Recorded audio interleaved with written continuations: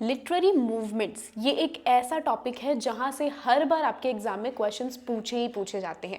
Sometimes आपके exam में questions पूछ लिए जाते हैं कि ये कौन से पोएट्स हैं, कौन से ग्रुप से बिलोंग करते हैं। समटाइम्स पूछे जाते हैं कि ये वाली टर्म किसने क्वाइन किए हैं।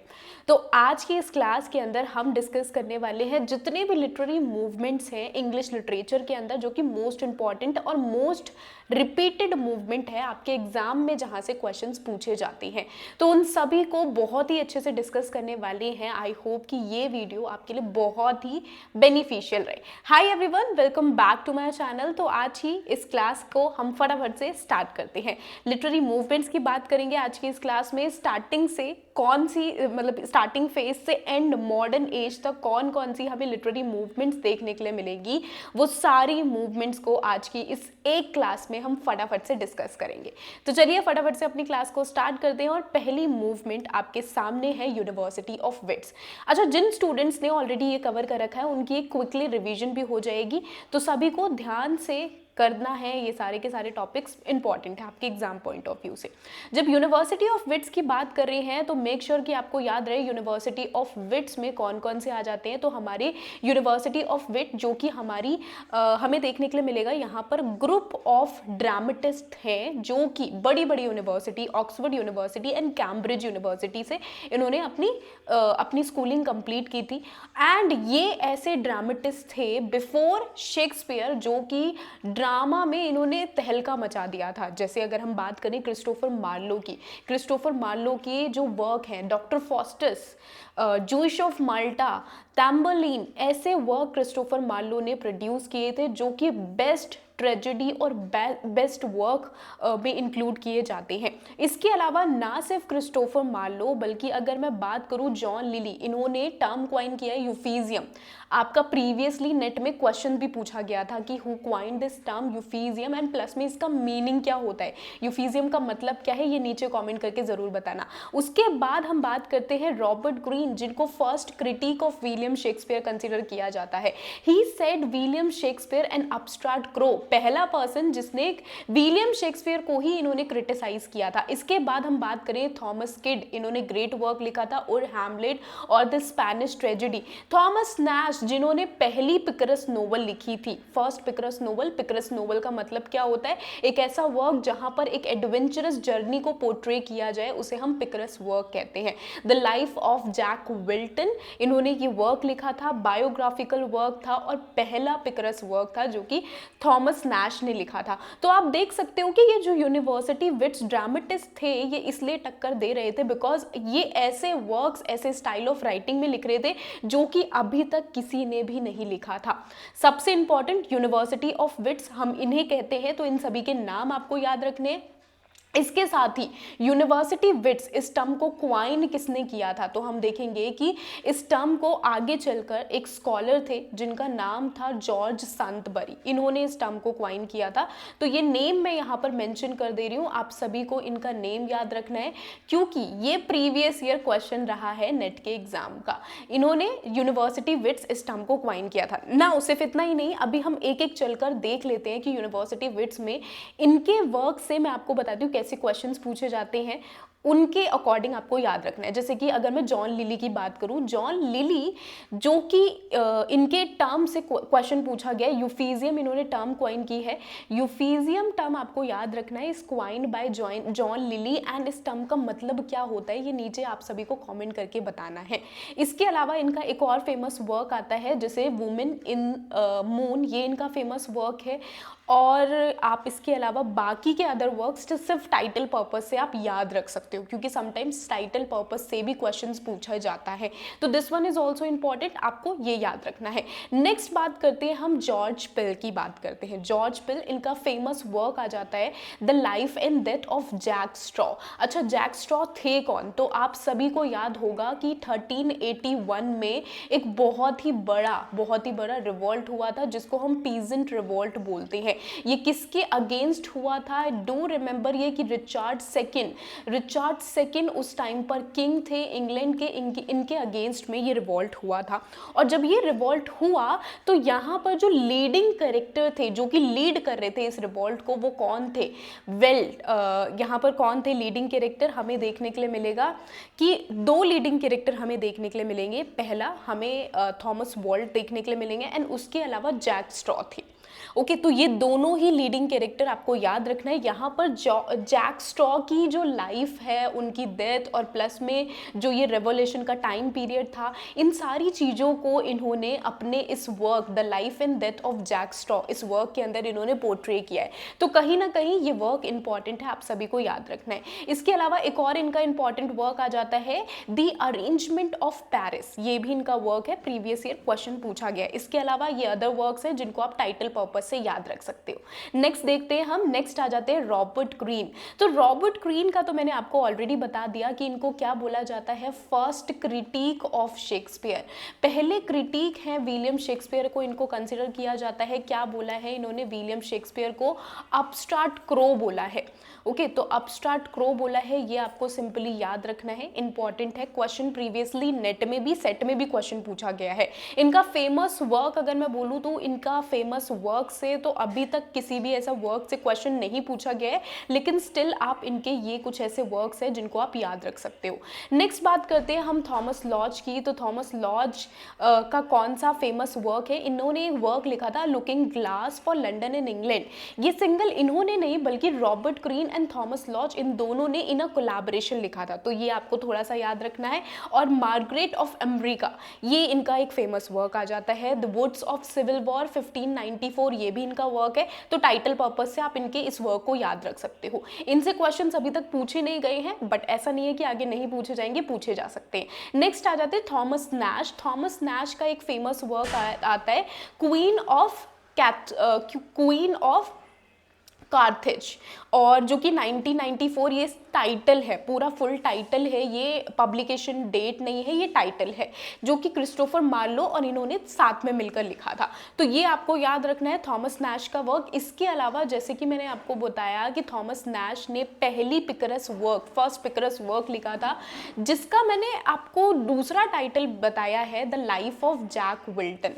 Okay, the life of Jack Wilton, ये इसका दूसरा टाइटल है, क्योंकि एक्चुअल में ये किसकी बायोग्राफी थी? तो इंपॉर्टेंट इसलिए है क्योंकि ये बायोग्राफी थी, जैक विल्टन की बायोग्राफी थी। ओके, तो आपको नीचे कमेंट करके बताना है कि इसका ओरिजिनल टाइटल क्या था। ओके, एडवेंचरस जर्नी को, इनकी बायोग्राफी एडवेंचरस जर्नी को पोर्ट्रे किया था, तो इसका दूसरा टाइटल क्या था ये आपको नीचे कमेंट करके बताना है। क्योंकि देखो, कमेंट करने के लिए इसलिए बोल रही हूँ, जब आप नीचे कमेंट करोगे ना तो आपको याद हो जाएगा और आपको थोड़ा सा ना मोटिवेशन मिलता है कि हमें तो इसका करेक्ट आंसर आता है। तो इस वजह से मैं बोलती हूँ कि नीचे कॉमेंट करके बता देना। थॉमस किड की बात करते हैं, इनका सबसे फेमस वर्क आता है द स्पेनिश ट्रेजेडी, 1592 का वर्क है, और हैमलेट। ये कंसिडर किया जाता है कि सोर्स है। हैमलेट आगे चलकर किसने लिखा था? हैमलेट आगे चलकर विलियम शेक्सपियर का ग्रेट ट्रेजेडी का वर्क है। कब पब्लिश हुआ, इसकी पब्लिकेशन ईयर नीचे कमेंट करके जरूर बताना। तो ये एक ग्रेट वर्क है, और हैमलेट भी इसे बोला जाता है दूसरा टाइटल, और द स्पेनिश ट्रेजेडी ये इनका ग्रेट वर्क है थॉमस किड का। अच्छा, एक और फैक्ट मैं आपको बता देती हूँ, यहाँ पर जो हैमलेट है, हैमलेट का नेम क्या होता है? हीरोनेमो द मैड अगेन भी इसे बोला जाता है। तो हीरोनेमो का जो कैरेक्टर था, वन टाइम वो प्ले किया था बेन जॉनसन ने। तो ये आपको फैक्ट याद होना चाहिए, इंपॉर्टेंट है। नेक्स्ट आते हैं हमारे सबसे इंपॉर्टेंट विट, क्रिस्टोफर मार्लो, जिनके सारे वर्क्स में से सबसे इंपॉर्टेंट वर्क डॉक्टर फॉस्टस है। इंपॉर्टेंट है, डॉक्टर फॉस्टस में आपको सभी के कैरेक्टर्स, मेफिस्टोफिलीज, लूसिफर, डॉक्टर फॉस्टस ने अपनी सोल को कितने ईयर्स के लिए सेल कर दिया था मेफिस्टोफिलीज को और लूसिफर को, ये आपको याद रखना है। कौन था वो पर्सन जो कि एंड टाइम तक भी डॉक्टर फॉस्टस को सजेस्ट कर रहा था कि तुम्हें अभी भी गॉड से रिपेंट कर लेना चाहिए, माफ कर देंगे गॉड? तो वो ओल्ड मैन थे, प्लस में उसके जो दो स्कॉलर फ्रेंड थे वो भी उन्हें बोल रहे थे। आपको यहाँ पर ये भी याद रखना है डॉक्टर फॉस्टस ने कहाँ कहाँ विजिट किया था, एंड जो भी उन्होंने अलग अलग प्लेसेस विजिट किया था वहाँ पर उन्होंने कौन कौन सी चमत्कारी चीज़ें दिखाई थी। उन्होंने ग्रेप्स किसको दिए थे? डचेस को ग्रेप्स लाकर दिए थे। उन्होंने ब्यूटिफुल लेडी हेलेन को उन्होंने प्रेजेंट किया था, अलेक्जेंडर द ग्रेट से मिलने गए थे। तो ये सारे विजिट उनके याद होने चाहिए, इंपॉर्टेंट है। इसके अलावा इनका एक और ग्रेट वर्क आता है, the Jewish of Malta. Now the Jewish of माल्टा के अंदर हमें एक कैरेक्टर देखने के लिए मिलेगा, बराबस। नाउ बराबस कैरेक्टर को विलियम शेक्सपियर के शाइलॉक कैरेक्टर से कंपेयर किया जाता है, Shylock from the merchant of Venice. Merchant of Venice इस वर्क के अंदर जिस तरीके से शाइलॉक के कैरेक्टर को पोर्ट्रे किया गया है, हमें देखने के लिए मिलेगा कि दोनों के अंदर सिमिलैरिटी ये है कि दोनों को सिर्फ और सिर्फ पैसों से मतलब है। जिस तरीके से शाइलॉक वो यहाँ पर बोलता है कि लोन, पहले वो एंटोनियो को लोन दे देता है, लेकिन उसके बाद बदला लेने के लिए, रिवेंज लेने के लिए उसको कोर्ट तक लेकर जाता है। दूसरी तरफ Barabas is a character in Jewish of Malta who can go to any extent just because of for money, basically money के लिए कुछ भी कर सकता है। ये हमें कैरेक्टर्स देखने के लिए मिलेंगे। इसके अलावा अगर हम यूनिवर्सिटी विट्स की बात कर रहे हैं, पहला विट जिन्होंने हिस्टोरिकल वर्क लिखा था that was Edward second by Christopher Marlowe. Tamburlaine भी इज इंपॉर्टेंट वर्क। टैम्बरलीन याद रखो कि ये एक ग्रेट ट्रेजेडी है, एंड ग्रेट ट्रेजेडी है, 2 पार्ट्स में हमें देखने के लिए मिलेगी। फर्स्ट पार्ट जो कि इनके राइज को पोर्ट्रे करता है, सेकंड पार्ट में डाउनफॉल आता है। डाउनफॉल आने का रीजन क्या होता है कि यहाँ पर टैम्बरलीन अपने थर्ड सन को मार देता है, साथ के साथ उनकी जो उनकी जो वाइफ होती है, इजिप्टियन प्रिंसेस से उनकी शादी होती है, उनकी डेथ हो जाती है और ये कुरान को जला देते हैं, जिसके बाद इनकी लाइफ में डाउनफॉल हमें देखने के लिए मिलेगा। तो ये एक ग्रेट ट्रेजेडी है, इंपॉर्टेंट है। Okay, and this one already हमने डिस्कस कर लिया है। तो ये इनके सारे इंपॉर्टेंट वर्क थे। आई होप कि यूनिवर्सिटी विट्स आप सभी को क्लियर हो गया होगा। बहुत ही इंपॉर्टेंट राइटर्स हैं यूनिवर्सिटी विट्स के। आप सभी को इन सभी ड्रामेटिस्ट को अच्छे से याद करके रखना है, क्योंकि यहाँ से क्वेश्चंस पूछे जाते हैं। अगर आप नेट की, सेट की तैयारी कर रहे हो तो इंपॉर्टेंट है ये। चलो नेक्स्ट देख लेते हैं हम। नेक्स्ट हमारे आ जाते हैं, अभी हम दूसरे पोइट्स पर हम शिफ्ट होते हैं फटाफट से। हमारे नेक्स्ट पोइट आते हैं हमारे 17th सेंचुरी के, जिन्हें हम कैवेलियर पोइट्स कंसिडर करते हैं। कैवेलियर पोइट्स इन्हें बोला जाता है। कैवेलियर क्यों बोला जाता है? बेसिकली ये ऐसे पोइट्स हैं जो कि चार्ल्स वन को सपोर्ट कर रहे हैं। चार्ल्स वन जो कि किस टाइम के किंग थे? 1625 से लेकर 1649 का टाइम पीरियड था, और इस टाइम पीरियड को हम क्या बोलते हैं? कैरोलाइन एज बोलते हैं। कैरोलाइन एज के किंग थे चार्ल्स वन, और इसी टाइम पर सिविल वॉर हुई थी। सिविल वॉर क्यों हुई थी? बिकॉज हम देखने के लिए मिलेगा कि यहाँ पर थोड़ा सा आपको बैकग्राउंड समझना पड़ेगा। सबसे पहले तो 1645-49 कैरोलाइन एज इस टाइम पर थी। चार्ल्स वन थे, और इससे पहले कौन सी थी? इससे पहले हमें जकोबियन एज देखने के लिए मिलेगी, जहां पर James first was the king of England, जो कि कब से 1603 से 1625 तक जकोबियन एज हमें देखने के लिए मिलेगी। तो जब हम जेम्स की बात कर रहे हैं, जेम्स फर्स्ट की बात कर रहे हैं, तो जेम्स फर्स्ट हो गए या फिर क्वीन एलिजाबेथ हो गई, ये सारे के सारे सपोर्ट कर रहे थे, प्रोटेस्टेंट्स को सपोर्ट कर रहे थे। लेकिन चार्ल्स ने बहुत बड़े बड़े फैसले लिए थे। चार्ल्स फर्स्ट जब किंग बने थे तो सबसे बड़ा फैसला इन्होंने लिया कि ये एक कैथोलिक क्वीन से शादी कैथोलिक प्रिंस, जो कि प्रिंस कह रही हूँ, कैथोलिक प्रिंसेस से शादी करने का इन्होंने फैसला लिया था, जो कि फ्रांस की प्रिंसेस थी। तो जब इन्होंने फैसला लिया, ऑफ कोर्स जो इतने टाइम पीरियड से प्रोटेस्टेंट्स का दबदबा था, अभी उनको थोड़ा सा लगा कि यहाँ पर किंग तो है वो कैथोलिक्स को सपोर्ट करने चल पड़े हैं। तो किंग ने सबसे बड़ा फैसला ये लिया था कि उन्होंने कैथोलिक क्वीन से शादी करने का फैसला लिया। उसके बाद हमें पार्लियामेंट में भी देखने के लिए मिलेगा। इस टाइम पर इनके टाइम पर 11 साल तक जो पार्लियामेंट था वो नहीं था। 11 साल तक सिर्फ और सिर्फ किंग ने ही रूल किया था, और वो कब से कब तक का टाइम पीरियड था? 1640 तक जो था पार्लियामेंट को डिसॉल्व कर दिया गया था। 1640 में दोबारा पार्लियामेंट को बनाने की बात की गई थी, लेकिन फिर भी वो क्या है, वो चीज़ें कंटिन्यू नहीं हो पाई। एंड देन उसके बाद हमें देखने के लिए मिलेगा 1642 में जनता फाइनली भड़क उठी और यहाँ पर हो गई सिविल वॉर। और इस सिविल वॉर के चलते 1649 के टाइम में 1649 में फाइनली जो किंग थे चार्ल्स वन, इन्हें एग्जीक्यूट करवा दिया गया था। और इनके एग्जीक्यूशन के साथ ही जो इनके जितने भी सपोर्टर्स थे, इंक्लूडिंग ये जो कैवेलियर पोइट्स हैं और जो भी इनके सपोर्टर्स थे, उनको कैवेलियर बोला जाता है। तो ये इन सभी को कहाँ भेज दिया गया था? ये सारे के सारे डर के मारे ये फ्रांस चले गए थे। और यहाँ पर आगे हमें देखने के लिए मिलेगा कि आगे अब क्रोमवेल रूल कर रहे हैं यहाँ पर। तो ये तो थोड़ा सा बैकग्राउंड था जो कि इंपॉर्टेंट है आप सभी के लिए। अब देखो, कैवेलियर पोइट्स ऐसे पोइट्स थे क्योंकि इस टाइम पर जो सिविल वॉर हो रही थी, सिविल वॉर 1642 के टाइम पर सिविल वॉर हुई थी। तो ये जो सिविल वॉर हुई थी, इस सिविल वॉर में जो भी चीज़ें हो रही थी, इस सिविल वॉर को अपनी पोइट्री के अंदर पोर्ट्रे करने वाले कौन थे? ये कैवेलियर पोइट्स थे जो कि इन्हीं सारी चीज़ों को, इन्हीं सिविल वॉर को अपनी पोइट्री के अंदर पोर्ट्रे कर रहे थे एंड ये किंग को सपोर्ट कर रहे थे। दैट्स वाई इन्हें हम कैवेलियर पोइट्स बोलते हैं। एंड दूसरी साइड जो किंग को सपोर्ट नहीं कर रहे थे, जो क्रोमवेल को सपोर्ट कर रहे थे, उन्हें बोला जाता है राउंड हेड्स। तो ये इंपॉर्टेंट है, क्वेश्चन इनसे भी पूछ लिए जाते हैं। अब यहाँ पर आपको ये याद रखना है कि कैवेलियर पोइट्स कौन कौन से हैं, प्लस में इनके कौन से मोस्ट इंपॉर्टेंट पोइट्रीज हैं। टाइटल पर्पज से वो भी याद रखने की आपको जरूरत है। सबसे इंपॉर्टेंट आ जाते हैं हमारे रॉबर्ट हेरिक। अच्छा, इसके साथ साथ एक और चीज मैं आपको बता दूं, जितने भी हमें कैवेलियर पोइट्स हैं, इनमें एक कॉमन थीम देखने के लिए मिलेगी कि ये यूज कर रहे हैं एक स्टाइल ऑफ राइटिंग जिसे हम बोलते हैं क्रीप डीम फिलॉसफी। ये क्रीप थीम का यूज कर रहे हैं। आप सभी ने गाना सुना है ना, जीने की है 4 दिन ओ बाकी है बेकार दिन।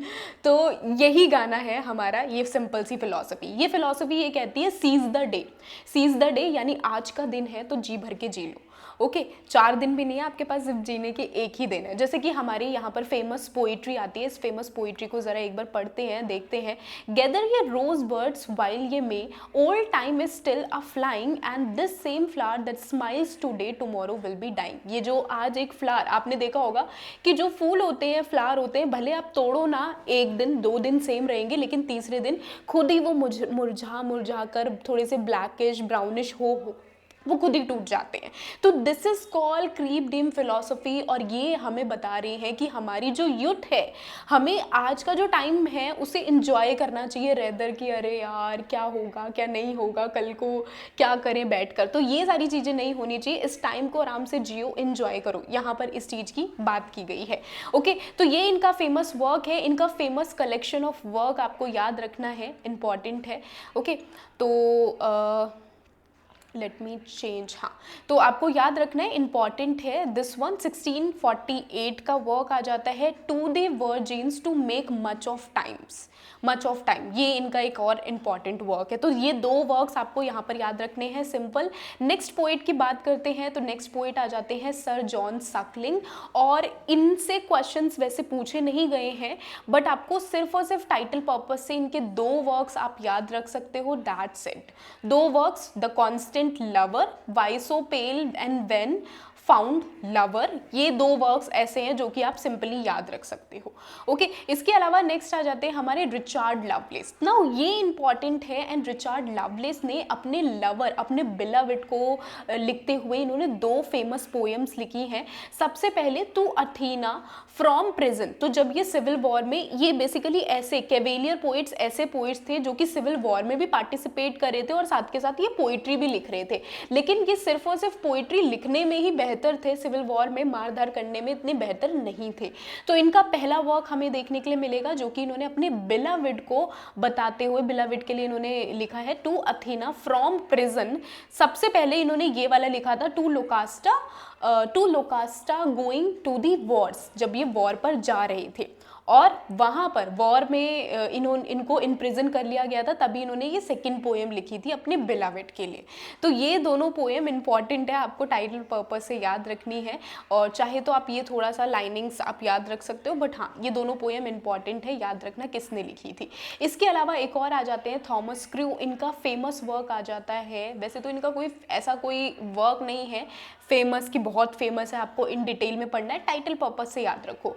और रैप्चर द स्प्रिंग, ये इनका फेमस वर्क है। ठीक है। तो इसी के साथ ही हमारे कैवेलियर पोइट्स होते हैं कंप्लीट। नेक्स्ट आ जाते हैं हम मेटाफिजिकल पोइट्स की बात करें। Metaphysical poets very very very important, इनसे क्वेश्चंस पूछे जाते हैं। सिर्फ सैमुअल जॉनसन से रिगार्डिंग ही नहीं पूछे जाएंगे बल्कि क्वेश्चन इनसे बनते हैं। सबसे पहले आपको याद रखना है मेटाफिजिकल पोइट्स में कौन कौन से पोइट्स हैं जिन्हें कंसिडर किया जाता है, कौन कौन से वर्क्स लिखे गए हैं, इनके रिगार्डिंग कौन सी टर्म्स को क्वाइन किया गया है, क्योंकि क्वेश्चंस ऐसे पूछे जाते हैं। सबसे पहले मैं आपको बता दूं मेटाफिजिकल पोइट्स ऐसे पोइट्स थे जो कि बिल्कुल कॉन्ट्रास्ट इमेजेस का अपने वर्क के अंदर यूज किया करते थे। यानी कि अगर उन्हें लव को एक्सप्रेस करना है तो लव को एक्सप्रेस करने के लिए वो कंपास का यूज कर रहे हैं। उन्होंने एक फी को मैरिज बेड, मैरिज टेम्पल बोल दिया। तो ऐसी चीजें हमें बिल्कुल ही कॉन्ट्रास्ट कंपैरिजन हमें देखने के लिए मिलेगा कि ये आपस में कर रहे हैं। अभी देखो यहाँ पर हमें देखने के लिए मिलेगा मेटाफिजिकल पोइट्स के लिए सैमुअल जॉनसन ने क्या क्या कोटेशंस बोली हैं, वो इंपॉर्टेंट है क्योंकि वहां से आपके मल्टीपल टाइम्स स्टेटमेंट बेस आपके क्वेश्चंस पूछे जाते हैं। तो ये काफ़ी इंपॉर्टेंट है, ज़रा हम इसकी ओर नज़र डाल लेते हैं। तो सबसे पहले आपको याद रखना है कि ये जो टर्म है मेटाफिजिकल पोइट्स, इस टर्म को क्वाइन किसने किया था, वेरी इंपॉर्टेंट।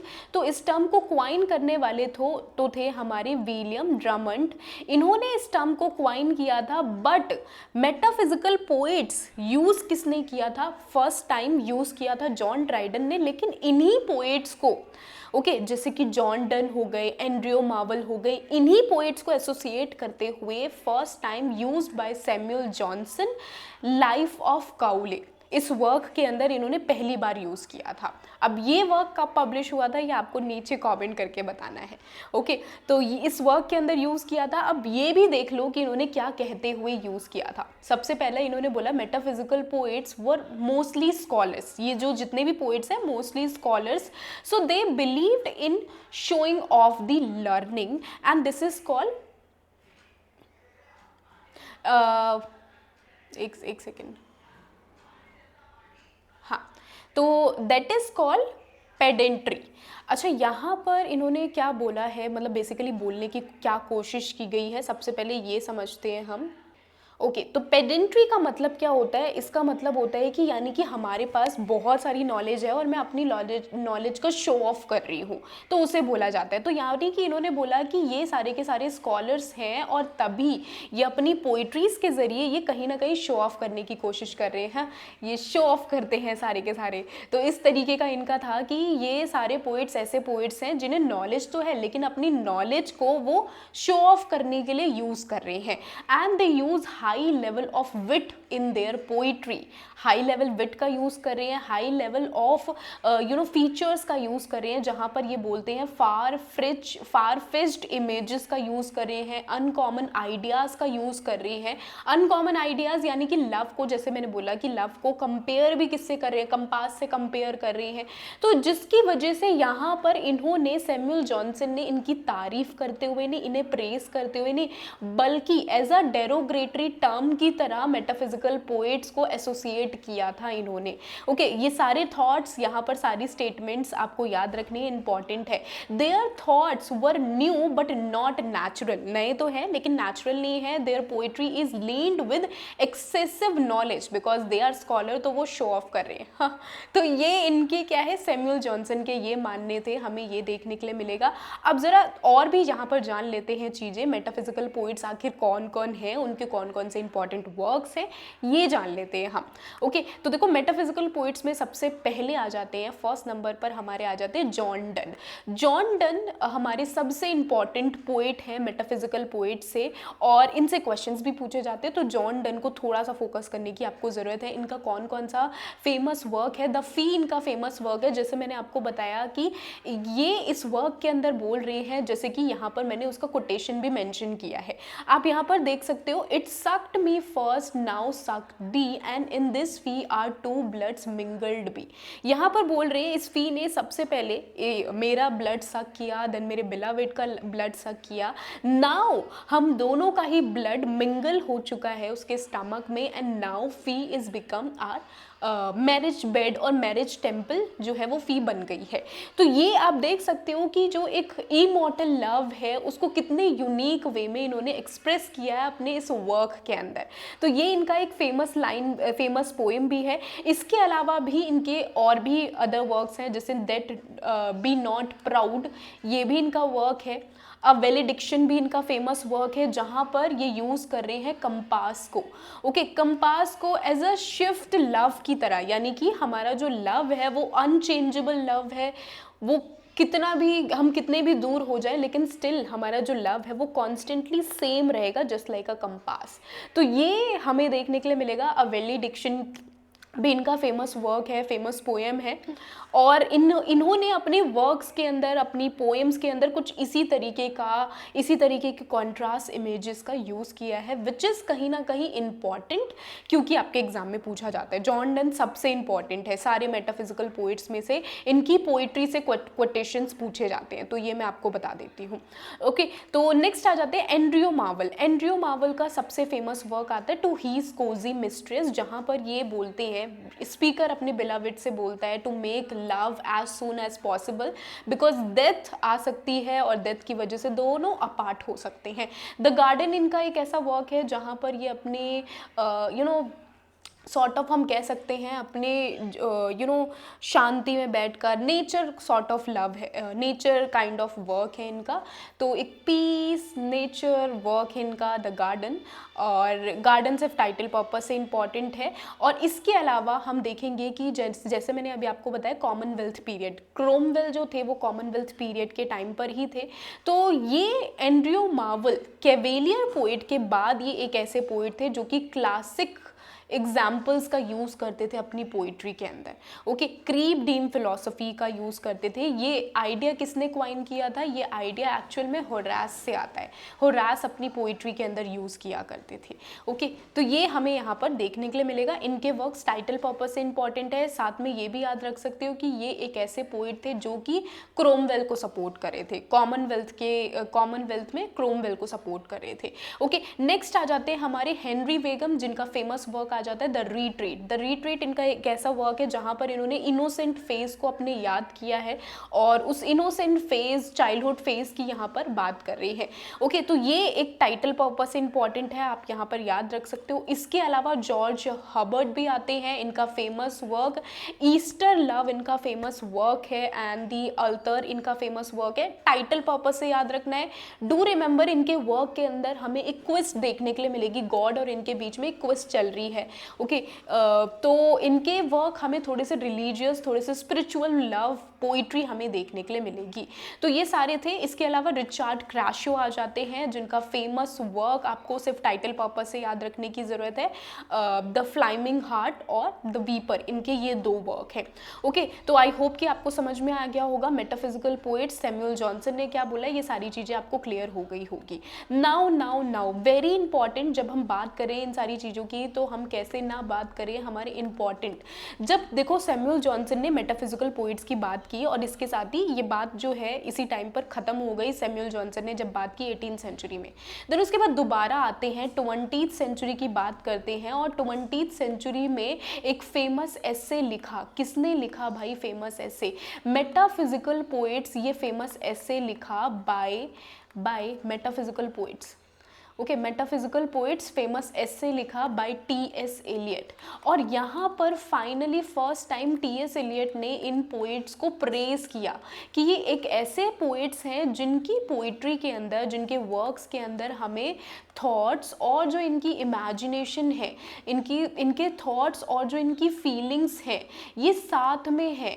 ओके, ऐसा नहीं है कि इनके थॉट्स कुछ और है, इनकी फीलिंग्स कुछ और है। और थॉट्स और फीलिंग जब दोनों ही एक साथ है, मिंगल्ड है, तो इन्होंने क्या बोला? Unification of sensibility, which is very important, ask in your exam. Unification of sensibility इन्होंने बोला जब थॉट्स और जो इमेजिनेशन है और जो थॉट्स और फीलिंग एक साथ होती है। लेकिन जब ये थॉट्स और ये फीलिंग एक साथ नहीं होगी तब वो क्या बन जाता है? वो वर्क बन जाता है डिसोसिएशन ऑफ सेंसिबिलिटी। तो आपको याद रखना है यूनिफिकेशन ऑफ सेंसिबिलिटी और डिसोसिएशन ऑफ सेंसिबिलिटी, ये किसने बात की थी? किसने इस टर्म को कॉइन किया है, टी.एस. इलियट ने इनकी बात की है मेटाफिजिकल पोइट्स इस वर्क के अंदर। इसके साथ ही dissociation of sensibility, T S. Eliot बोलते हैं कि ऐसे पोइट्स, यानी कि ऐसे पोइट्स जो कि विक्टोरियन एज से बिलोंग करते थे, विक्टोरियन एज के पोइट हो गए, रिवाइवल एज के पोइट, इनके वर्क्स के अंदर, इनकी पोइट्री के अंदर डिसोसिएशन ऑफ सेंसिबिलिटी मौजूद थी। न्यू क्लासिकल एज के जो पोइट्स थे इनमें डिसोसिएशन ऑफ सेंसिबिलिटी मौजूद है। लेकिन जो मेटाफिजिकल पोइट थे, unification, unified thoughts and emotion उनके होते थे। और मॉडर्न एज की, खुद की तारीफ भी इन्होंने की, मॉडर्न एज के पोइट्स के अंदर भी ये सारी चीज़ें मौजूद है। तो ये इंपॉर्टेंट है, आप सभी को याद रखना है। नेक्स्ट आते हैं हम ग्रेवयार्ड पोइट्री, स्कूल और ग्रेवयार्ड पोइट्स की हम यहाँ पर बात करते हैं। ग्रेवयार्ड पोइट्स ऐसे पोइट्स थे, सबसे पहले तो याद रखो कि इन सभी पोइट्स के नाम आपसे पूछ लिए जाते हैं, बहुत बार क्वेश्चन इनसे पूछा गया है।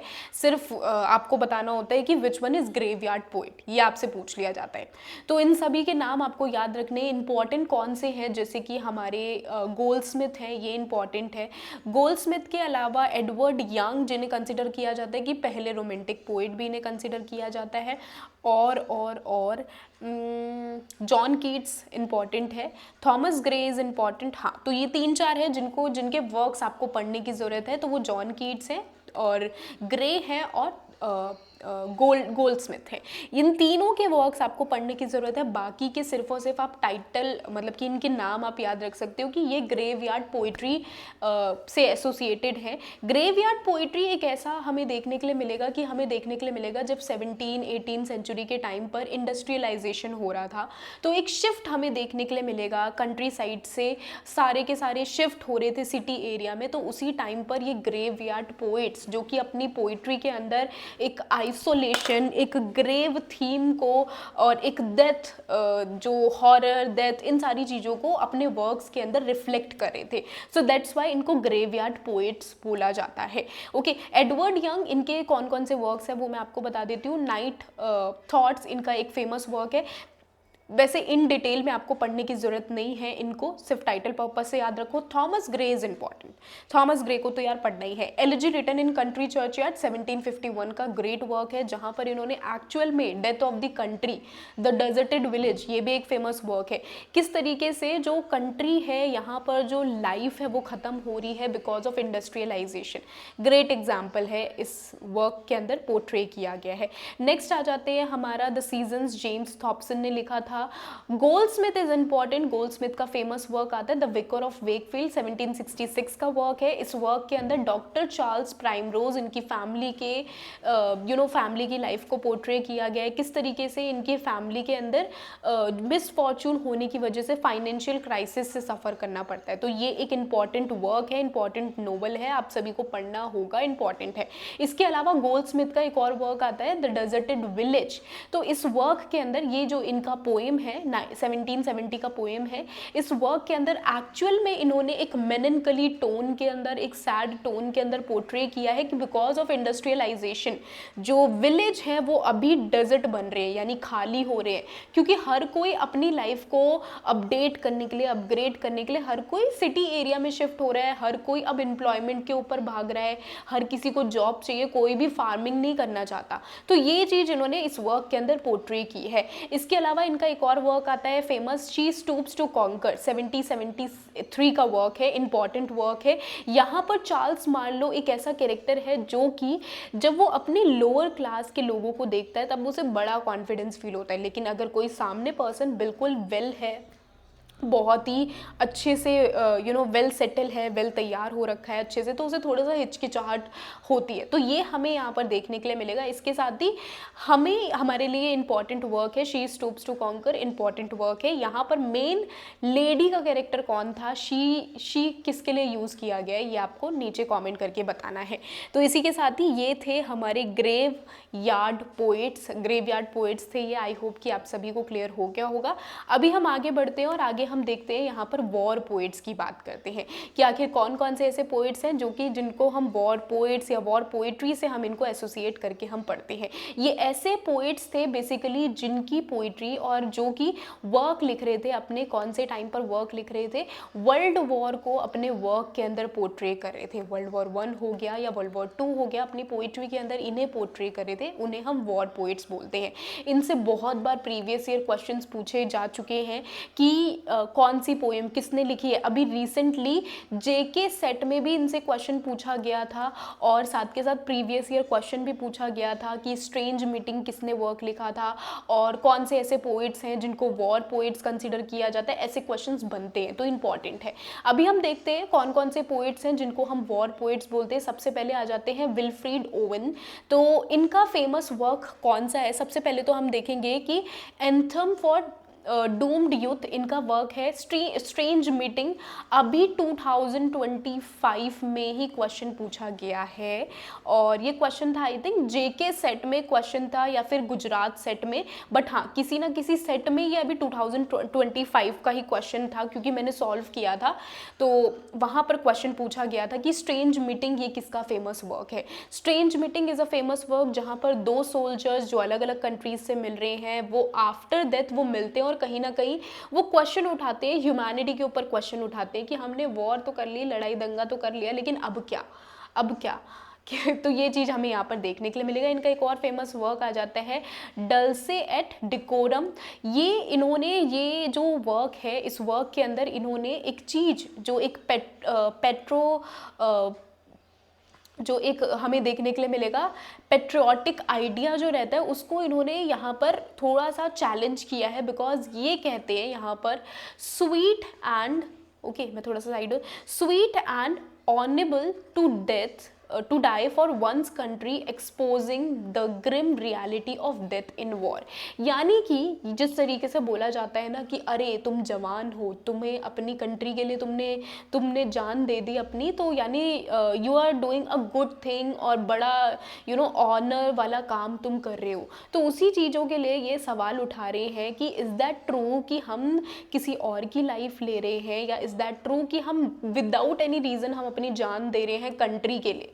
तो ये कंट्री जो हम चीज़ें कर रहे हैं क्या वो सही है नहीं सही, तो ये इन्होंने एक चीज़ उन्होंने सामने रेस की थी। तो ये इनका फेमस वर्क आ जाता है। इसके अलावा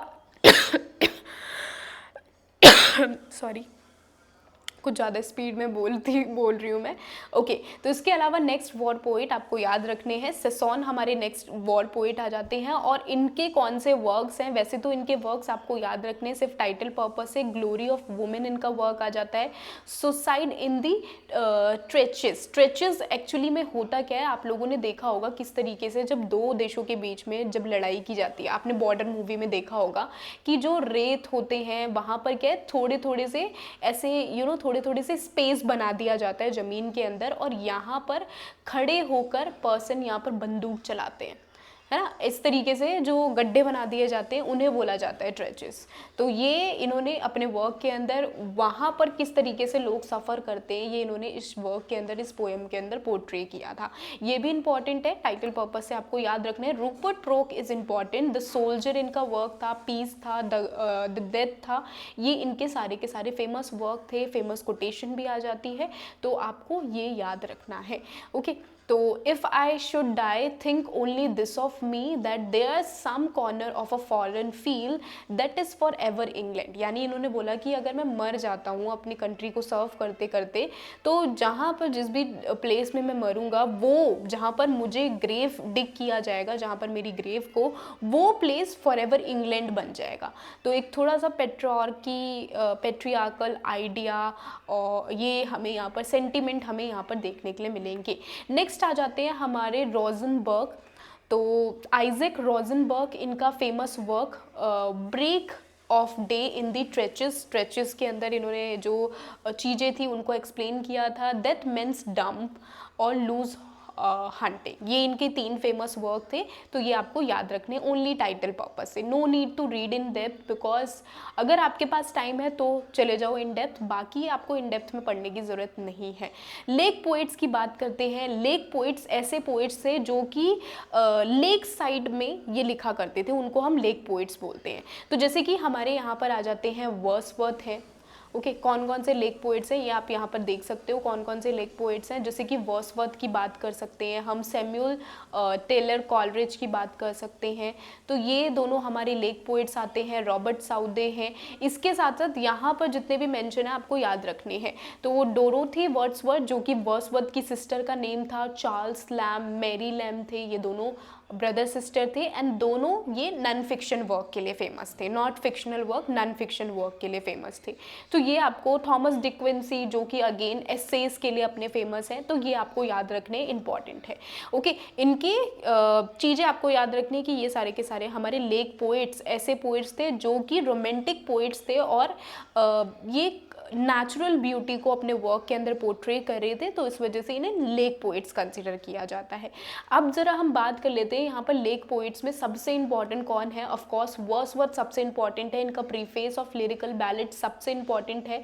डू रिमेंबर कब कब पब्लिश हुआ था? 1798 में पहला पब्लिकेशन, 1800 में दूसरा पब्लिकेशन, 1802 में थर्ड पब्लिकेशन, ऐसे ही 1805, ऐसे आपको पब्लिकेशन याद रखना है प्रीफेस कब ऐड किया गया, पोइट्री डिक्शन कब ऐड किया गया था, तो ये सारी चीज़ें आपको याद रखनी है। ओके, तो लिरिकल बैलेट में कितनी पोएम्स हैं ऑल टोटल? एस.टी. कॉलरिज की कितनी है, वर्ड्सवर्थ की कितनी है, फर्स्ट पोएम किसकी है, लास्ट पोएम किसकी है, ये सारी चीज़ें क्वेश्चंस पूछे जाते हैं। अब वर्ड्सवर्थ की पोएम्स की जब हम बात कर रहे हैं, फेमस वर्क आता है टिंडर एबे, इनका फेमस वर्क आ जाता है, और इस ये वर्क इंपॉर्टेंट है। The prelude is also important. Prelude work को एक ऑटोबायोग्राफिकल वर्क कंसिडर किया जाता है। ओके, ये इनका ऑटोबायोग्राफिकल वर्क है, इंपॉर्टेंट है। I wandered lonely as a cloud, जो डेफोडिल्स वाली लाइंस थी वो इसी पोएम में आती है, तो ये आपको याद रखना है। तो वर्ड्सवर्थ की ये सारी चीज़ें आपको याद रखनी है। एस.टी. कॉलरिज की बात करें, एस.टी. कॉलरिज का फेमस वर्क लिरिकल बैलेड से एंशिएंट मारिनर इनका फेमस वर्क है। कुबला खान, जो कि बोला जाता है कि ओपियम एडिक्टेड स्टेट में इन्होंने ये वर्क लिखा था। और बायोग्राफिया लिटरेरिया क्रिटिसिज्म का एक फेमस वर्क है बायोग्राफिया लिटरेरिया, जहाँ पर he talked about fancy and imagination, he compared primary imagination, secondary imagination, which one is superior, which one is inferior. तो he said that primary imagination is inferior and superior imagination is secondary imagination. As it is fancy and imagination में से imagination is superior and fancy जो है वो inferior है। तो ये चीज़ें आपको याद रखनी है। इसके साथ ही water water everywhere nor any drop to drink, ये एक famous quotation है, previously question पूछा जा चुका है। और क्वेश्चन क्या पूछा गया था कि कौन सी फिगर ऑफ स्पीच को यहाँ पर यूज़ किया गया है। ओके, और जैसे कि मैं CUET पीजी पढ़ाती हूँ, CUET पीजी इंग्लिश लिटरेचर पढ़ाती हूँ अड्डा में, तो वहाँ पर भी मैंने जब पेपर सॉल्व किया था वहाँ पर भी प्रीवियसली क्वेश्चन पूछा था, और ये पूछा गया था कि कौन सा फिगर ऑफ स्पीच को यहाँ पर यूज़ किया गया, कि हर जगह पानी तो है लेकिन पीने वाला पानी नहीं है, तो क्या यहाँ पर एंटीथीसिस यूज़ किया गया है, जस्टापोज्ड यूज़ किया गया है, पैराडॉक्स यूज़ किया गया है, आयरनी यूज़ किया गया है, क्या यूज़ किया गया, ये आपको नीचे कॉमेंट करके बताना है। ओके, और ये जितने भी मैंने बोले ये सारे के सारे एक जैसे होते हैं, जैसे पैराडॉक्स, आयरनी एक जैसा ही होता है। एंटीथीसिस, जहाँ पर हम कॉन्ट्रास्ट इमेजेस को एक साथ यूज करते हैं स्टेटमेंट में, पैराडॉक्स में, जस्टापोज में, ये सारी चीजें सेम ही होता है। तो क्वेश्चन को कंफ्यूजन ऐसे ही पूछा जाता है, कंफ्यूजन। रॉबर्ट साउदे की बात करते हैं। रॉबर्ट साउदे का फेमस वर्क तो आपको कोई भी याद रखने की जरूरत नहीं है, बट डू रिमेंबर कि इनको पोइट लॉरिएट बनाया गया था 1813 में, ये पोइट लॉरिएट बने थे। इसके अलावा अगर हम बात करें, वर्ड्सवर्थ की सिस्टर का कोई ऐसा खास वर्क है नहीं जो कि आपके एग्जाम में पूछा जाता है, लेकिन स्टिल ये एक दो वर्क है जो कि आप टाइटल पर्पज से याद रख सकते हो। थॉमस डिक्वेंसी इज इंपॉर्टेंट, इनसे क्वेश्चंस प्रीवियसली पूछे जा चुके हैं, तो ये इंपॉर्टेंट है कहीं ना कहीं। थॉमस डिक्वेंसी की बात करेंगे, confession of an English opium eater, इनका 1821 का वर्क है, ऑटोबायोग्राफिकल वर्क है, और ये क्या है, एडिक्टेड थे, ओपियम एडिक्टेड थे, तब इन्होंने लिखा था। अच्छा, इसके साथ ही अच्छा लिखा नहीं था, sorry, he discuss about opium addiction के बारे में इन्होंने डिस्कशन की थी। यहाँ से क्वेश्चंस आपके सिंपल याद रखो कि इनसे क्वेश्चन या तो क्रोनोलॉजी बेस्ड क्वेश्चन बने हैं प्रीवियसली, या तो इनकी पब्लिकेशन ईयर से क्वेश्चंस पूछे गए हैं। तो इन डेप्थ में पढ़ने की ज़रूरत नहीं है, सिंपल याद रखो। अच्छा, ऑटोबायोग्राफिकल कौन सा वर्क है, कौन सा नॉन ऑटोबायोग्राफिकल है, ये भी याद रखने की थोड़ी थोड़ी ज़रूरत है, क्योंकि इनसे भी क्वेश्चंस बने हैं। जैसे 1821 का ये वर्क था, इसके बाद इन्होंने on the knocking at the get in Macbeth 1823 का वर्क है, जहाँ पर मैकबेथ का एक फेमस सीन एक्ट 2 सीन 3 को इन्होंने यूज़ किया है। इस एक्ट में मैकबेथ एक्चुअल में क्लाउडियस को मार देता है, तो उसी सिचुएशन को जब पॉटर आता है, ड्रंकर पोर्टर आता है और वो बाहर से नॉक कर रहा होता है, तो उसी सीन को यहाँ पर इन्होंने यूज़ किया है। नेक्स्ट, द मेल कोच इनका वर्क है, टाइटल पर्पस से याद रखना है, मॉडर्निटी और ट्रांसपोर्टेशन को पोर्ट्रे किया है। सुस्पीरिया डी प्रोफंडिस ये इनका वर्क है, और ये एक फिलोसॉफिकल वर्क है, सिंपल आपको याद रखने की ज़रूरत है। तो ये आ जाते हैं हमारे सारे के सारे लेक पोएट्स। आई होप कि आप सभी को क्लियर हो गया होगा कि कौन कौन से हमारे लेक पोएट्स में इंक्लूडेड हैं। नाउ अभी हम यहाँ पर पढ़ने वाले हैं नेक्स्ट और कौन से पोएट्स हैं। तो नेक्स्ट आ जाते हैं प्री रेफलाइट ब्रदरहुड मूवमेंट। तो ये मूवमेंट काफ़ी इंपॉर्टेंट है। ये मूवमेंट कब शुरू हुई थी, ये इनसे भी क्वेश्चन पूछे जाते हैं। 1848 में इस मूवमेंट को शुरू किया गया था। प्री रेफलाइट ब्रदरहुड मूवमेंट में कौन कौन थे, किसने इसको फाउंड किया था, तो याद रखो विलियम एच ऐसे याद रख सकते हो। मैंने अपने टाइम पर, एग्जाम टाइम पर मैंने कैसे याद रखा था, हर राइटर के अंदर 3-3 नाम है, तो ऐसे याद रख सकते हो। विलियम एच आ जाते हैं, JEM आ जाते हैं, ठीक है। देन उसके बाद DGR आते हैं, WMR आ जाते हैं, तो इसके साथ ही FGS आ जाते हैं। तो कुछ इस तरीके से आप याद रख सकते हो कि इन सभी के 3-3 नाम हैं। ओके, तो इनके नामों को थोड़ा सा कंट्रास्ट करके मैंने तो ऐसे याद किया था, आप भी ऐसे याद रखो। इनके वर्क्स आ जाते हैं, सबसे इम्पॉर्टेंट हमारा वर्क आता है गॉबलिन मार्केट। ओके, ये वर्क है क्रिस्टीना रस्तोगी ने वर्क लिखा था। कौन यहाँ पर कैरेक्टर है, लॉरा एंड लीजी यहाँ पर कैरेक्टर्स होती हैं। इनके कैरेक्टर्स को यहाँ पर पोर्ट्रे किया गया है, और किस तरीके से मार्केट के अंदर एग्जॉटिक फ्रूट्स जो है वो सेल किए जा रहे हैं बाय गॉबलिन्स, इसको यहाँ पर पोर्ट्रे किया गया है। तो आपको सिंपली ये याद रखने की ज़रूरत है। वैसे प्री रेफलाइट ब्रदरहुड में हमें ये याद रखना है कि ये एक ऐसे पोएट्स थे जो कि अपनी पेंटिंग के लिए काफ़ी ज़्यादा फेमस थे। तो यहाँ पर आप देख सकते हो मैंने कुछ पेंटिंग भी पोर्ट्रे की है। अच्छा, ये कोई गेस करके बता सकता है क्या किसकी पेंटिंग है? यहाँ पर एक लेडी है, फेमस लेडी, जो कि जो कि ऐसा लग रहा है कि उसकी डेथ हो गई है। तो ये किसकी फेमस पेंटिंग है, और काफ़ी फेमस है ये पेंटिंग, ये आपको बताना है। इसके अलावा ये एक क्लासिकल पेंटिंग, मतलब क्लासिकल क्रिश्चियनिटी को यहाँ पर रिवील किया गया है इस पेंटिंग के जरिए। तो ये सारी चीज़ें आ जाती है। नेक्स्ट आ जाते हैं ब्लोम्सबेरी ग्रुप के बारे में बात करते हैं। ब्लोम्सबेरी ग्रुप भी इंपॉर्टेंट है, इनसे क्वेश्चंस पूछे जाते हैं, कौन कौन से मेंबर्स हैं एंड कौन से मेंबर्स के कौन से इंपॉर्टेंट वर्क्स हैं, इंपॉर्टेंट है। ब्लूम्सबेरी ग्रुप एक ऐसे आर्टिस्ट राइटर्स का ग्रुप था जो कि सारे के सारे लंदन में रहते थे। सबसे पहले तो ये सारे लंदन में रहते थे, और कहीं ना कहीं हमें देखने के लिए मिलेगा इनकी जो राइटिंग थी ये अपने फिक्शनल वर्क्स के लिए काफ़ी ज़्यादा फेमस थे, और एक सिग्निफिकेंट इम्पैक्ट इन्होंने ब्रिटिश कल्चर पर छोड़ा है अपनी राइटिंग के ज़रिए। जैसे कि सबसे इम्पॉर्टेंट कौन है, वैसे तो आपको सबके नेम याद रखने हैं, लेकिन वर्क्स की अगर हम बात करें तो मोस्ट इंपॉर्टेंट आ जाते हैं हमारी वर्जीनिया वुल्फ। हर साल इनसे एक अननोन वर्क से क्वेश्चन पूछ लिए जाते हैं जो कि आपको पता नहीं होगा, तो इनके वर्क को टाइटल पर्पस से याद रखो। वैसे इनका फेमस वर्क कौन सा है ये आपको याद रखने की ज़रूरत है।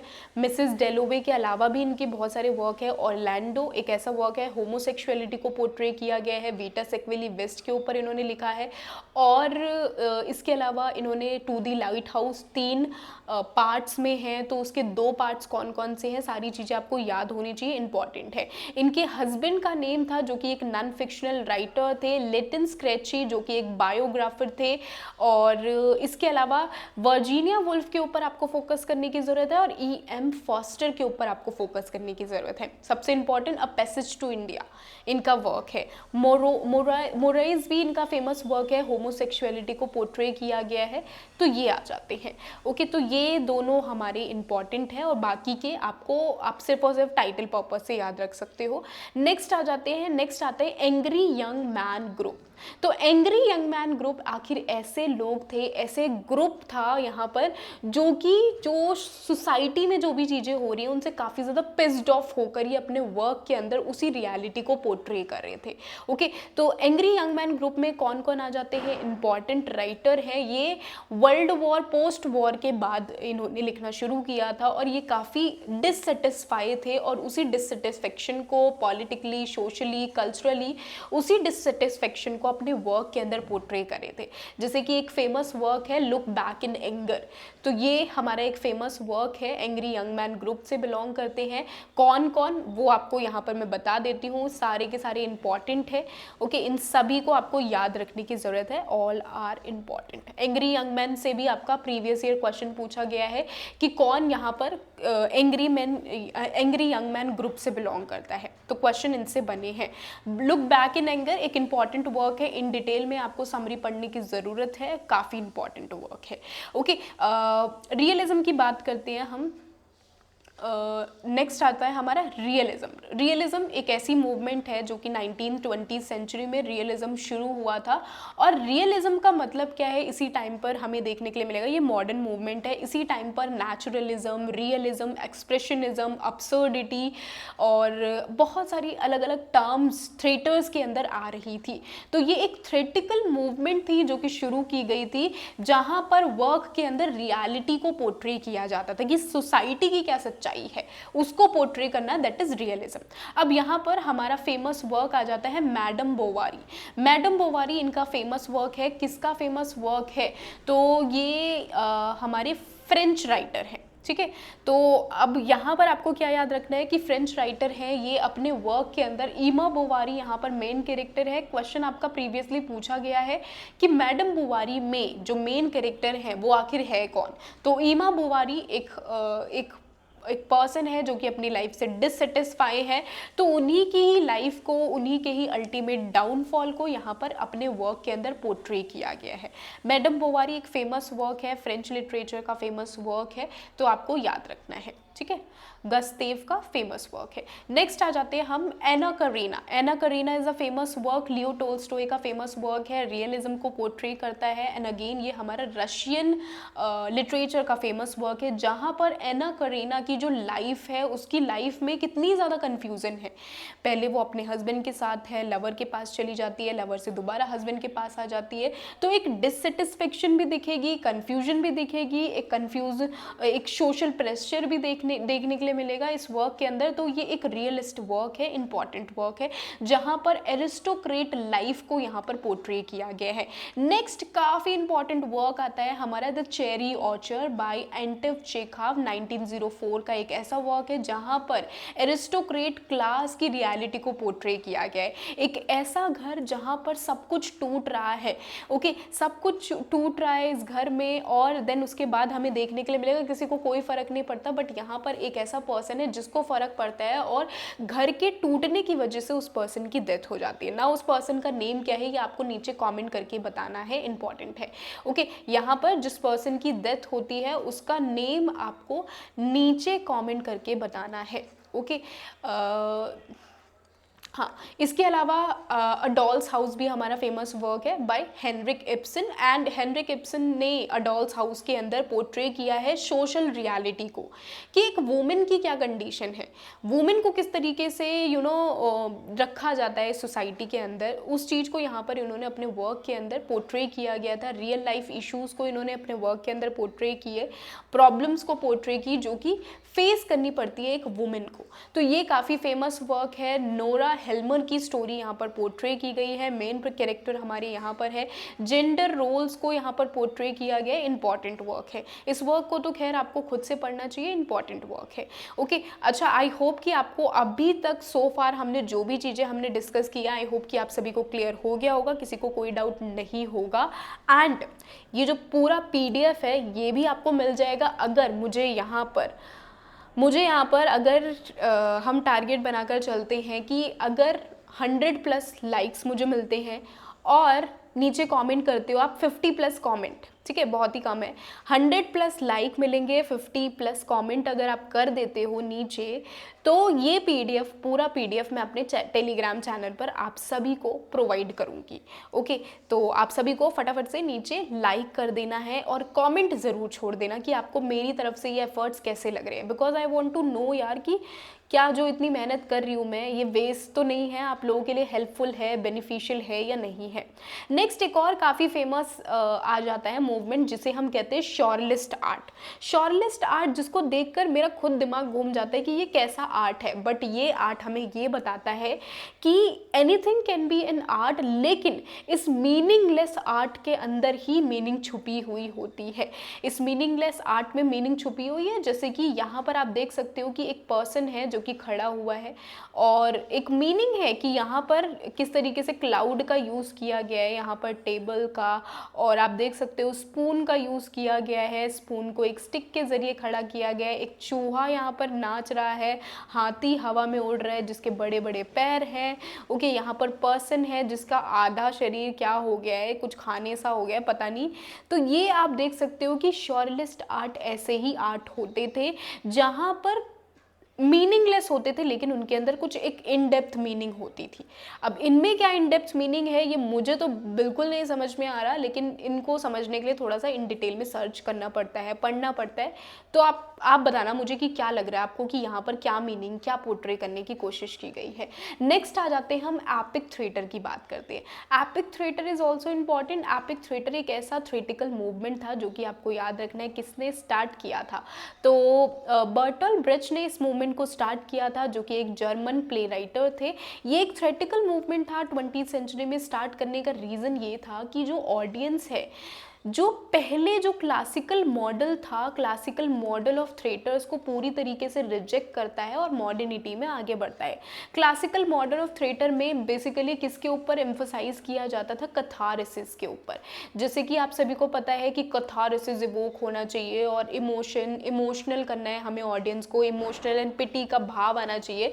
तो ये कथारसिस को रिजेक्ट करता है और यहाँ से फोर्थ वॉल जो है उसको हटाता है एपिक थिएटर, और ये ऑडियंस को ये अप्रोच करता है कि थिंक क्रिटिकली, कि जो चीज़ें यहाँ पर प्ले में पोर्ट्रे की जा रही है, this is the reality, just think about it. इसके अंदर मीनिंग है, छुपी हुई मीनिंग है इसके अंदर, तो आपको उसको सोचना है। सिर्फ रोने धोने से काम नहीं चलेगा। जैसे हम बागवान मूवी देखते हैं, देखकर रोने लग जाते हैं और हमें लगता है बड़ा बुरा हुआ, बड़ा बुरा हुआ, लेकिन you have to think critically कि बच्चे आजकल अपने माँ बाप के साथ ऐसा ही कर रहे हैं, तो this is the harsh reality.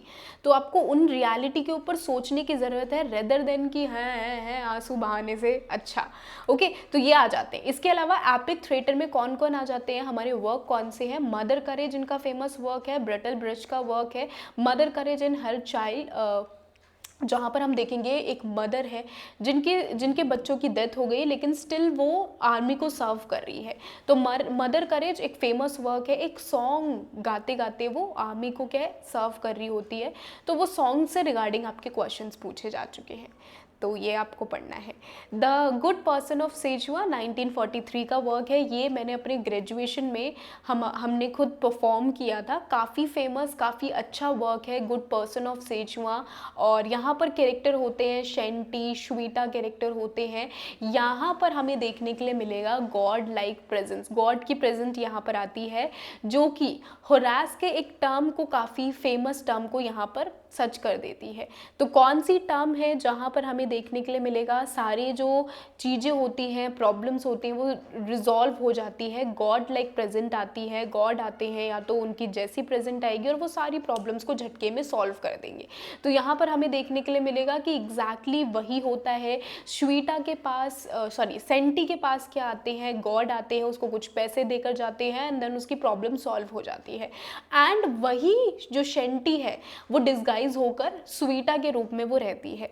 Okay, तो ये हमें यहाँ पर देखने के लिए मिलेगा। द गुड पर्सन ऑफ सेजुआ एक ऐसी गुड पर्सन, गुड लेडी होती है, लेकिन वो इतनी अच्छी है कि उसकी दुकान चल ही नहीं रही है, सब कुछ उधार बाड़ी पर चल रहा है, उधार हर कोई उसे कोई पैसा ही नहीं देता है, जिसकी वजह से वो इतना ज़्यादा लोन में, इतना ज़्यादा डेप्थ में चली गई है, क्योंकि कोई पैसा ही नहीं देता है। वो इतनी अच्छी है दिल से, तो तभी वो डिस्गाइज होती है, श्वेता में रहती है और अब वो स्ट्रिक्ट बनकर रह रही है।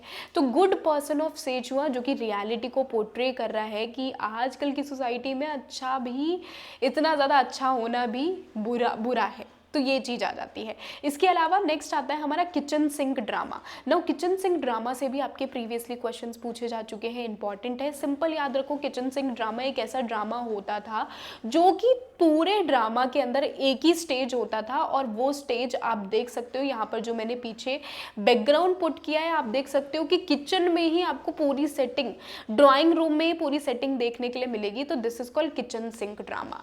यहाँ पर जैसे द केक कटर, इनका फेमस वर्क है,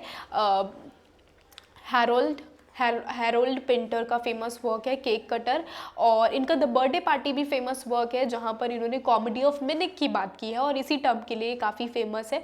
तो ये वर्क आ जाता है हमारा। नेक्स्ट हमारा बहुत ही इंपॉर्टेंट आता है theatre of absurd. Theatre of absurd जो कि अपसर्डिटी की बात करता है, लाइफ कैसे, लाइफ जो है वो एक मीनिंगलेस लाइफ है। तो मीनिंगलेस लाइफ को अपने वर्क के अंदर पोर्ट्रे किया गया है। थिएटर ऑफ अपसर्ड बेसिकली ये एक टर्म है। अपसर्डिटी को ये अपने वर्क के अंदर पोर्ट्रे करना, that is theatre of absurd. Absurdity का मतलब क्या है, यानी कि हमें ये देखने के लिए मिलेगा कि विद इन प्ले मीनिंगलेस चीज़ों को पोर्ट्रे किया जाता है। जैसे कि अगर हम एल्बर्ट कामू की बात कर रहे हैं, जीन पॉल सार्त्रे की बात कर रहे हैं, ये अपने वर्क के अंदर मीनिंगलेस चीज़ों को रिप्रेजेंट कर रहे हैं, लेकिन उसी मीनिंगलेस चीज़ों में ही एक मीनिंग छुपी हुई है जिसे हम कहते हैं अपसर्डिटी। जैसे आपने फ्रांज काफ्का का फेमस वर्क मेटामॉर्फोसिस आपने पढ़ा होगा, तो उस वर्क के अंदर कैसे एक पर्सन सुबह उठता है और वो क्या है, एक बर्ड में चेंज हो जाता है, एक कॉकरोच पे चेंज हो जाता है, और उसे ये टेंशन नहीं है कि मैं इस दूसरे फीचर में चेंज हो चुका हूँ, उसे ये टेंशन है कि अब मैं अपनी जॉब कैसे करूँगा, मैं काम कैसे करूँगा, मैं कमाऊँगा कैसे, उसे ये टेंशन ज़्यादा है। तो ये ह्यूमन लाइफ की अपसर्डिटी को पोर्ट्रे कर रहा है। तो एल्बर्ट कामू का मिथ ऑफ सिसिबस भी फेमस वर्क है। तो ये सारे हमें देखने के लिए मिलेगा कि थिएटर ऑफ अपसर्डिटी की एक मीनिंगलेस जो लाइफ है उसके अंदर क्या है, एक meaningless life, that is absurdity of human life, कि हम लोग जो चीज़ें भी कर रहे हैं एट द एंड क्या है, इसका मोटिव क्या है, तो उसको पोर्ट्रे करना, दैट इज अपसर्डिटी। हमारा फेमस वर्क अपसर्डिटी जो हम देखेंगे, जैसे एल्बर्ट कामू है, तो इन्होंने द मिथ ऑफ सिसिपस, इनका फेमस वर्क आ जाता है जहाँ पर इन्होंने सिसिपस के मिथ को पोर्ट्रे किया है। इसके अलावा सैमुअल बेकेट का फेमस वर्क आता है वेटिंग फॉर गोडो 15 का 1953 का फेमस वर्क है, जहाँ पर ये वर्क काफ़ी इंपॉर्टेंट है। Previous year question Samuel Beckett से अभी ज़्यादा पूछे जा रहे हैं, इनके अननोन वर्क से भी क्वेश्चन पूछे जा रहे हैं कि कौन सा वर्क इनका फ्रेंच में लिखा हुआ है। ओके, तो ये आपको इंपॉर्टेंट है, याद रखने की ज़रूरत है। जैसे कि हम देखेंगे थिएटर ऑफ अपसर्ड, इस वर्क के अंदर हमें देखने के लिए मिलेगा व्लादिमीर एंड एस्ट्रागन, दो पर्सन होते हैं, they are waiting for someone, and एक ऐसा पर्सन जो कि उनकी लाइफ में आएगा नेम्ड गोडो, और वो उनकी सारी प्रॉब्लम्स को सॉल्व कर देगा। तो they waiting for someone, but eventually वो पर्सन एक्ट 2 तक नहीं आता है। ओके, और जो एक्ट 1 में है सेम रिपीट किया गया एक्ट 2 के अंदर। बार बार एक मैसेंजर आता है, वो आता है कि Godot will come tomorrow, Godot will come tomorrow, और वो एक सूखे पेड़ के नीचे बैठे बैठे जस्ट लाइक दिस वो एक वेट करते रहते, गोडो आएगा और हमारी प्रॉब्लम को सॉल्व करेगा। तो अब यहाँ पर सैमुअल बेकेट का जब इंटरव्यू लिया गया था तो उनसे पूछा गया था कि हु इज़ दिस गोडो, गोडो कौन है, क्या आप गॉड को बोल रहे हो? तो वो बोल रहे नहीं, Godot is particularly not God, but जो आप अपनी लाइफ में एक होप लगा कर रखते हो कि उसके आने से चीज़ें सही हो जाएंगी, तो वो पर्सन, कोई भी, anyone can be a Godot. तो यहाँ पर इन्होंने ये बोला है। ओके, तो ये इनका एक फेमस वर्क आ जाता है, इंपॉर्टेंट है। इसके अलावा हम देखेंगे कि हमारा यूनेस्को का फेमस वर्क, यूजीन यूनेस्को का फेमस वर्क आता है द बैल्ड स्पोरानो।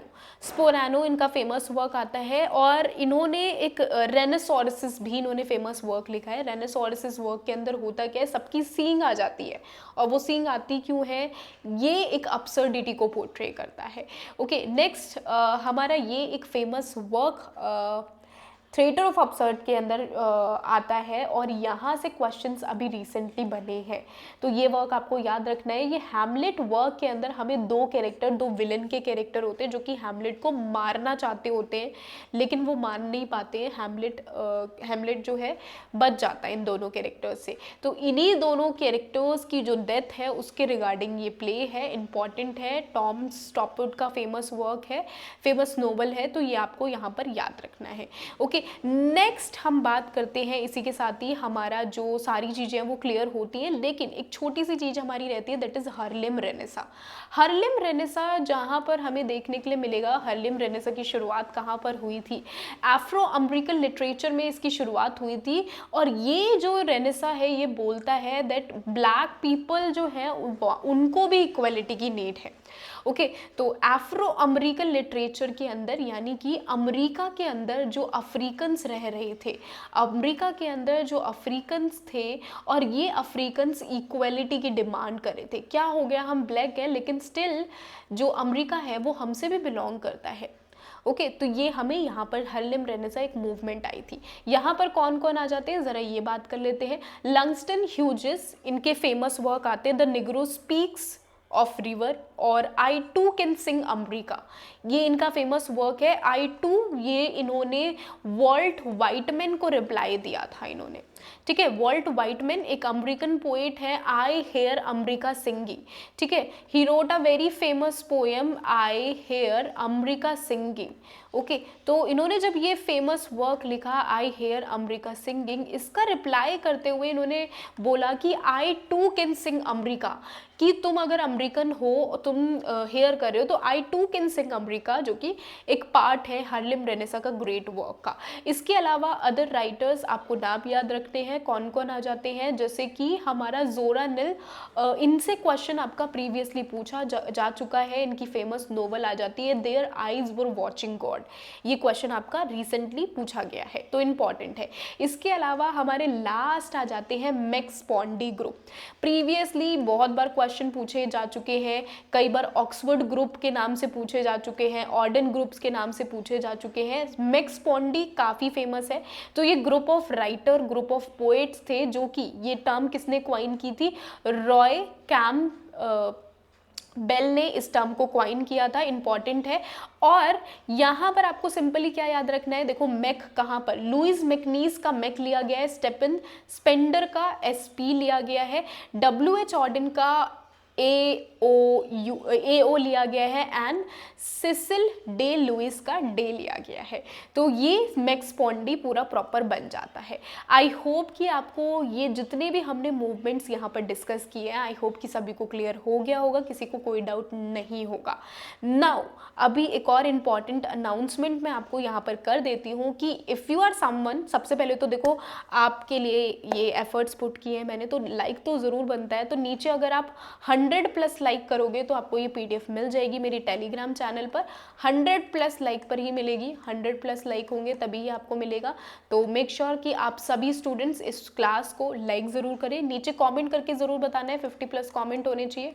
कमेंट करके ज़रूर बताओ, तभी आपको और ज़्यादा ऐसे वीडियोज़ आपको देखने के लिए मिलेगी। और इसके साथ ही इफ़ यू आर समवन जो कि नेट की प्रिपरेशन कर रही है, GRF को क्लियर करना चाहते हैं, तो आप मेरी मेंबरशिप ज्वाइन कर सकते हो। आपको सिंपली चैनल के नीचे आपको ज्वाइन नाउ का ऑप्शन शो होता है, तो आप हमारी मेंबरशिप को ज्वाइन कर सकते हो। काफ़ी कम में मेंबरशिप आपको मिल रही है, तो मेंबरशिप ज्वाइन करो। जितनी भी एक्सक्लूसिव वीडियोस हैं वो आपको मेंबरशिप में देखने के लिए मिल जाएगी। ब्रिटिश लिटरेचर से रिगार्डिंग जितनी भी वीडियोस हैं आपको सारा का सारा मेंबरशिप में आपको मिल जाएगा। और आप मेंबरशिप परचेज कर सकते हो और जीआरएफ की अपने नेट की प्रिपरेशन कर सकते हो, क्योंकि वहाँ पर बहुत ही अच्छे से मैंने सारे नोट्स के ज़रिए टू द पॉइंट बहुत ही अच्छे से मैंने एक्सप्लेन किया है। चाहे वो विलियम शेक्सपियर के जितने भी वर्क्स हो जाएं, आप एक बार उन वर्क्स को देखो, बहुत ही अच्छे से आपको एक एक एक्ट समराइज किया गया है, कौन से कैरेक्टर्स इंपॉर्टेंट है, क्योंकि इन डिटेल में ही आप क्वेश्चंस पूछे जाते हैं। तो वो सारी चीज़ें आपको मेंबरशिप में मिल जाएगी, तो आप मेंबरशिप ज्वाइन कर सकते हैं। मेंबरशिप ज्वाइन करने के लिए आप सिंपली मेंबरशिप ज्वाइन का ऑप्शन आएगा, आपको यहाँ पर ज्वाइन क्लिक करना है, पेमेंट करनी है एंड देन उसके बाद आप ज्वाइन कर सकते हैं। ओके, और इसके साथ ही बाय द टाइम और ज़्यादा मेंबरशिप आपके सामने देखने के लिए मिलेगी। बहुत जल्द आप लोगों के लिए एक फुल फ्लेज क्रैश कोर्स भी लॉन्च होगा, मेंबरशिप में ही आपको वो कोर्स देखने के लिए मिलेगा। तो फटाफट से सभी यहाँ पर जितने भी स्टूडेंट्स हैं लाइक कर देना, कमेंट करके ज़रूर बता देना कि आपको कैसी लग रही है। टेलीग्राम चैनल को ज़रूर फॉलो करना, क्योंकि ऑलरेडी यहाँ पर मैंने पीडीएफ्स, ई बुक्स भी पोस्ट कर रखे हैं, तो वो आप यहाँ पर ले सकते हो। इसके साथ ही मेक श्योर कि आप जितने भी क्लासेस ऑलरेडी लग चुकी हैं वो भी ज़रूर चेकआउट करते रहना। पेपर 1 की अगर मैं बात करूँ तो पेपर 1 से रिगार्डिंग भी मैं क्लासेस लेती रहती हूँ, तो पेपर 1 की पेपर 1 के लिए भी आप ज़रूर एक बार वीडियोस प्लेलिस्ट चेकआउट कर लेना। पेपर 1 की अगर बुक की बात करूँ तो बुक आप नीचे डिस्क्रिप्शन में मेंशन है, पेपर 1 की बुक आप वहाँ से परचेज कर सकते हैं। ओके, मिलते हैं हम अपनी नेक्स्ट क्लास में एक अनदर इम्पॉर्टेंट टॉपिक के साथ हम मिलेंगे। Bye bye everyone, have a great day, bye bye.